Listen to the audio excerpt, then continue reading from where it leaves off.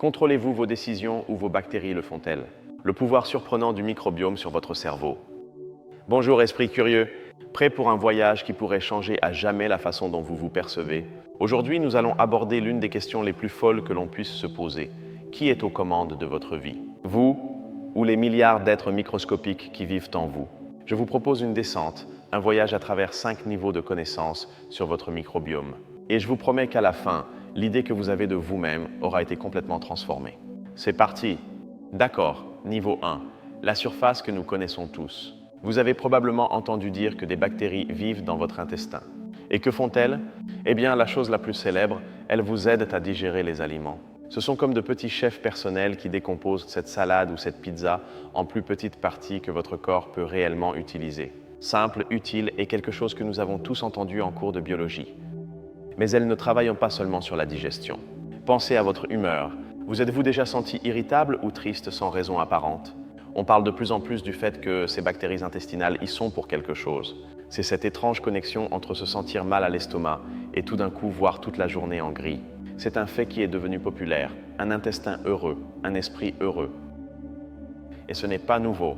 Cette relation est une histoire d'amour qui a des millions d'années. Depuis les premiers humains, nous avons évolué aux côtés de ces microbes. Ils avaient besoin de nous pour avoir un foyer chaud et de la nourriture constante, et nous avions besoin d'eux pour survivre. C'est comme si nous avions signé un très ancien contrat. Tu m'aides à digérer les racines et les baies, et je te donne un endroit où vivre. Une alliance ancestrale. Et le dernier point essentiel, le système immunitaire. Vos bactéries sont comme les entraîneurs personnels de vos défenses. Elles leur apprennent à distinguer un ami d'un ennemi, un simple pollen d'un virus dangereux. Mais vous êtes-vous déjà demandé pourquoi nous avons confié une si grande responsabilité, celle de notre propre sécurité, à des êtres qui ne sont même pas nous? Alors voilà, digestion, humeur, une alliance évolutive et entraînement des défenses. C'est le niveau 1, c'est la pointe de l'iceberg, ce que presque tout le monde sait ou a déjà entendu parler du microbiome. C'est la base, le point de départ, mais la vérité est bien plus profonde. Mais si c'est ce que nous voyons en surface, quels sont les moteurs secrets qui le meuvent en dessous? Comment est-il possible que quelque chose dans votre ventre affecte vos pensées? Il est temps de plonger. Bienvenue au niveau 2. Voici la première grande révélation. Vous vous souvenez que nous avons dit que les bactéries affectent votre humeur? Eh bien, ce n'est pas magique. Il s'avère que vos bactéries intestinales sont de petites usines de neurotransmetteurs. Qu'est-ce qu'un neurotransmetteur? Imaginez-le comme les messagers chimiques de votre cerveau. La sérotonine, par exemple, est le messager du bonheur et du bien-être. Et devinez quoi? Plus de 90% de la sérotonine de votre corps n'est pas produite dans votre cerveau, mais dans votre intestin, avec l'aide directe de vos bactéries. Et ces messages ne sont pas envoyés au hasard. Il y a une règle invisible qui régit tout, le soi-disant axe intestin-cerveau. Pensez-y comme une autoroute d'information à double sens. Ce qui se passe dans votre cerveau, comme le stress, descend et affecte vos bactéries. Et ce qui se passe dans votre intestin, comme l'inflammation ou les messages chimiques que nous venons de voir, remonte et affecte votre cerveau. C'est comme quand vous avez une mauvaise journée au travail et que vous rentrez de mauvaise humeur à la maison. Cette autoroute fonctionne de la même manière, mais entre votre esprit et votre ventre. Parlons maintenant de vos fringales. Avez-vous déjà eu une envie irrépressible de manger quelque chose de sucré ou de gras? Vous pourriez penser que c'est votre décision, mais c'est là qu'intervient un biais cognitif. Un biais cognitif est comme un défaut de fabrication dans notre cerveau qui nous fait penser de manière irrationnelle. Dans ce cas, le défaut est la rationalisation. Vos microbes, qui se nourrissent de sucre, peuvent envoyer des signaux demandant plus. Et votre cerveau, au lieu de dire « mes bactéries me le demandent », invente une histoire « j'ai eu une dure journée, je mérite ce gâteau ». Vous rationalisez une impulsion qui n'était peut-être pas la vôtre au départ. Et cette connexion est devenue beaucoup plus compliquée avec le temps. Imaginez nos ancêtres chasseurs-cueilleurs. Ils mangeaient des dizaines de plantes, de racines et de viandes différentes chaque semaine, nourrissant une communauté bactérienne super diverse. Puis vint l'agriculture et notre régime alimentaire se réduisit à quelques céréales. Et aujourd'hui, avec les aliments ultra transformés, nous nourrissons parfois nos bactéries avec un menu très ennuyeux et répétitif. C'est comme si nous avions transformé une forêt tropicale pleine de vie en une pelouse parfaitement tondue, mais presque sans diversité. Mais pourquoi un système aussi complexe existe-t-il? Parce qu'il résout un besoin humain fondamental, la survie. Cette autoroute entre l'intestin et le cerveau n'est pas un caprice évolutif. Elle permet à votre corps de réagir rapidement. Si vous mangez quelque chose de périmé, vos bactéries le détectent, envoient un signal d'alarme au cerveau qui vous fait ressentir du dégoût et un malaise, et ainsi vous évitez de vous empoisonner. C'est un système de sécurité ultra rapide qui vous a protégé pendant des millénaires. Et le dernier rouage de ce niveau est la connexion physique. Cette autoroute n'est pas une métaphore. Il existe un très long nerf appelé nerf vague qui va du cerveau à l'abdomen. C'est littéralement un câble de fibre optique qui connecte votre cerveau pensant à votre deuxième cerveau intestinal. Savoir cela change tout. Nous ne voyons plus l'intestin comme un simple tube digestif, mais comme un centre d'intelligence qui communique constamment avec votre cerveau. Alors maintenant, vous le voyez. Comprendre ces mécanismes, ces usines de produits chimiques, cette autoroute et ce câblage direct nous donne une nouvelle perspective. Nous ne sommes plus des victimes passives de notre humeur ou de nos fringales. Nous commençons à voir les rouages derrière le rideau, et cela, mon ami, est le premier pas pour avoir un peu plus de contrôle sur nous-mêmes. Mais si vous pensiez que tout était clair, préparez-vous, car c'est là que l'histoire devient un véritable chaos, où la science débat encore et les réponses faciles disparaissent. Bienvenue au niveau 3. La première grande controverse, les probiotiques. D'un côté, vous avez des publicités qui vous promettent le bonheur en une capsule, un yaourt qui changera votre vie. De l'autre, vous avez de nombreux scientifiques qui disent « un instant ». Prendre un probiotique, c'est comme lancer 2 soldats dans un pays étranger en pleine guerre civile et espérer qu'ils gagnent seuls. Parfois ça marche, mais la plupart du temps, l'écosystème déjà existant est trop complexe et puissant. Et cela nous amène à un mythe que nous aimons croire, celui de la solution magique. L'idée qu'un régime spécifique, qu'il soit céto, végétalien ou paléo, va réparer votre microbiome et votre vie pour toujours. Savez-vous pourquoi nous aimons tant ce mythe? Parce que notre cerveau déteste la complexité. Il veut une règle simple, un ennemi clair, le gluten, le sucre, et une victoire facile. La réalité, c'est que chaque personne a un microbiome unique comme une empreinte digitale et beaucoup plus difficile à accepter. Et voici la grande paradoxe de notre ère. Nous savons que pour avoir un microbiome sain, nous avons besoin de diversité. Nous devons nous exposer à différents microbes du sol, des animaux, d'autres personnes. Mais toute notre société moderne est basée sur le contraire, l'hygiène extrême. Nous utilisons des gels antibactériens, nous nettoyons tout à l'eau de Javel et nous vivons dans des environnements presque stériles. Pour être propres, nous détruisons la même diversité qui nous protège. C'est un dilemme sans solution facile. Maintenant, un point qui devrait nous rendre un peu mal à l'aise. L'une des thérapies les plus prometteuses pour les problèmes intestinaux graves est la transplantation de microbiote fécal. Oui, c'est exactement ce que cela signifie. Les bactéries d'une personne saine sont prélevées et introduites chez une personne malade. Cela fonctionne incroyablement bien. Mais arrêtez-vous une seconde et réfléchissez-y. Sommes-nous à l'aise avec l'idée de transférer une partie aussi fondamentale de la biologie d'une personne à une autre? Quelles en sont les implications? Est-ce vraiment correct? Et notre façon de voir les microbes a radicalement changé avec le temps. Il y a 100 ans, la seule idée était la théorie des germes. Les microbes sont mauvais et il faut tous les tuer. Guerre totale. Aujourd'hui, nous sommes dans une ère de nuances, parlant de l'axe intestin-cerveau et de bonnes bactéries. Nous sommes passés de les voir comme des envahisseurs à les considérer peut-être comme des partenaires. Comment verrons-nous cette relation dans 100 ans?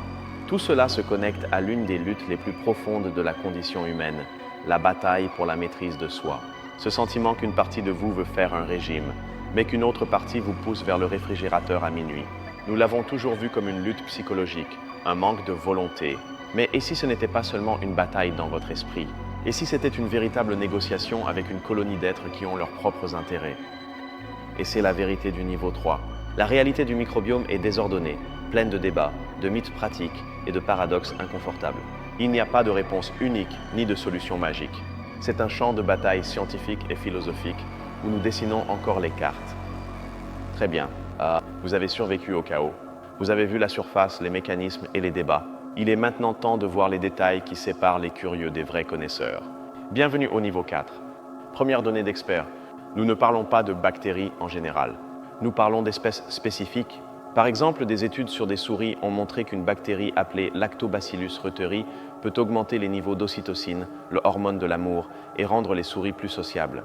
Ce n'est pas quelque chose que vous trouverez en titre, mais c'est ici, dans les détails, que se cache la véritable révolution.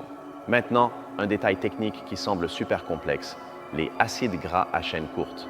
Oubliez le nom, pensez-y de cette façon. C'est le langage avec lequel vos bactéries vous parlent. Lorsque vos microbes mangent les fibres que vous ne pouvez pas digérer, ils les fermentent et produisent ces molécules. Ces acides gras sont comme de petits messages textes qui voyagent dans votre sang et disent à votre cerveau, à votre système immunitaire et à vos organes des choses comme « tout est calme » ou « alerte, il y a de l'inflammation ». Ce sont littéralement les mots de vos bactéries. Et rien de tout cela n'est aussi nouveau qu'il y paraît. Au début du XXe siècle, un scientifique russe nommé Elie Metchnikov, qui travaillait avec le célèbre Pasteur, a observé que certaines populations de Bulgarie qui consommaient beaucoup de yaourts vivaient plus longtemps. Il fut le premier à proposer que nous pouvions améliorer notre santé en ingérant des bactéries bénéfiques. Ils le traitèrent de fou et son idée fut oubliée pendant près d'un siècle. Ce fut un héros secret, un visionnaire qui vit l'avenir 100 ans avant les autres. Il existe également une théorie alternative, une vision rebelle, qui va au-delà des probiotiques. C'est l'hypothèse des vieux amis. Elle dit que le problème n'est pas seulement le manque de bonnes bactéries, mais le manque d'exposition à l'énorme diversité de microbes inoffensifs de l'environnement, du sol, de l'eau, des animaux avec lesquels nous avons évolué. Notre système immunitaire s'attend à voir ses vieux amis pour apprendre à se calmer. Sans eux, il devient hyperactif, provoquant allergies et maladies auto-immunes. Et voici un détail qui heurte notre bon sens. Nous pensons instinctivement aux bactéries comme bonnes ou mauvaises. Mais la science découvre que ce n'est pas si simple. Par exemple, une bactérie appelée Helicobacter pylori est célèbre pour causer des ulcères. C'est la méchante, mais la recherche suggère que l'avoir pendant l'enfance pourrait vous protéger contre l'asthme plus tard. Le méchant dans le bon contexte peut être un protecteur. La nature n'est pas un film de super-héros. Et maintenant, le moment qui connecte tout. Vous vous souvenez que nous avons dit que les bactéries fabriquent de la sérotonine dans l'intestin? Et vous vous souvenez de la théorie des vieux amis et du besoin de diversité? Eh bien, voici la connexion. Ce sont précisément certains types de ces bactéries diverses, celles que nous obtenons de l'environnement, qui sont les meilleurs producteurs de ces neurotransmetteurs et de ces messages textes qui calment notre système. Ce n'est pas l'un ou l'autre. La diversité de l'environnement alimente les mécanismes internes qui régulent votre esprit. Ah! Voir ce niveau de détail ne sert pas seulement à accumuler des données. C'est pour comprendre que le monde ne fonctionne pas avec des règles simples de bien et de mal. C'est un réseau incroyablement complexe, une danse d'influence. Et avoir cette vision plus profonde et authentique est ce qui nous permet de mieux la naviguer. Nous avons atteint la limite de ce que l'on sait. Nous avons vu la surface, les rouages, le chaos et les détails experts. Osez-vous regarder au-delà, vers la dernière frontière, où la science se transforme en émerveillement? Bienvenue au niveau 5. Regardons vers l'avenir. Imaginez un monde où, au lieu de prendre un antidépresseur, votre médecin vous prescrit une souche de bactéries conçue en laboratoire. Ce sont les psychobiotiques, des microbes vivants utilisés pour traiter la santé mentale. Ce n'est pas de la science-fiction, c'est le domaine de recherche le plus avancé en ce moment. Une pharmacie du futur qui ne vendra pas de produits chimiques, mais de la vie. Et cela nous mène à la question la plus profonde à laquelle la science ne peut pas encore répondre. Si mes microbes influencent mes pensées, mes émotions et mes décisions, où finissent eux et où commence moi? Qu'est-ce que le moi exactement? Est-ce seulement mon cerveau? Ou est-ce mon cerveau en conversation constante avec cet écosystème interne? La ligne devient incroyablement floue et l'implication philosophique peut vous époustoufler. Peut-être que l'idée que nous sommes un individu, un être singulier, n'est qu'une illusion. La biologie moderne commence à utiliser le terme holobionte. Vous n'êtes pas un humain avec des bactéries. Vous êtes un superorganisme, un écosystème ambulant, une symbiose de milliers d'espèces fonctionnant comme une seule entité. Votre moi n'est pas une chose, c'est une communauté. Comprendre cela pourrait être la clé de l'avenir de l'humanité. Voulons-nous voyager sur Mars? Nous devrons comprendre comment le microbiome réagit aux radiations et à la pesanteur, et peut-être le concevoir pour qu'il nous protège. Voulons-nous résoudre les crises de santé mentale et les maladies auto-immunes? La réponse pourrait ne pas se trouver dans de nouvelles pilules, mais dans la restauration de notre relation ancestrale avec le monde microbien. Et voici l'idée finale, la plus provocatrice. Pensez à vos désirs les plus profonds, le désir de réussir, de trouver un partenaire, de protéger votre famille. Nous avons toujours pensé que c'était nos impulsions évolutives. Mais et si ce n'était pas seulement les nôtres? Et si c'était aussi les impulsions de milliards de microbes qui, au fil des millions d'années, ont appris à pirater leur hôte, vous, pour que vous preniez les décisions qui assurent leur propre survie et leur propagation à la génération suivante? Le voyage est terminé, nous avons descendu à travers les 5 niveaux. Et maintenant, avec cette perspective complètement nouvelle, il est temps de regarder le tableau d'ensemble et de voir à quel point tout a changé. Au début de ce voyage, nous avons parlé d'une idée simple et familière. Les bactéries dans votre intestin vous aident à digérer les aliments. Maintenant, à la fin, nous contemplons une idée vertigineuse, que votre propre sens du moi pourrait être une négociation avec une colonie d'êtres qui codirigent vos désirs les plus profonds.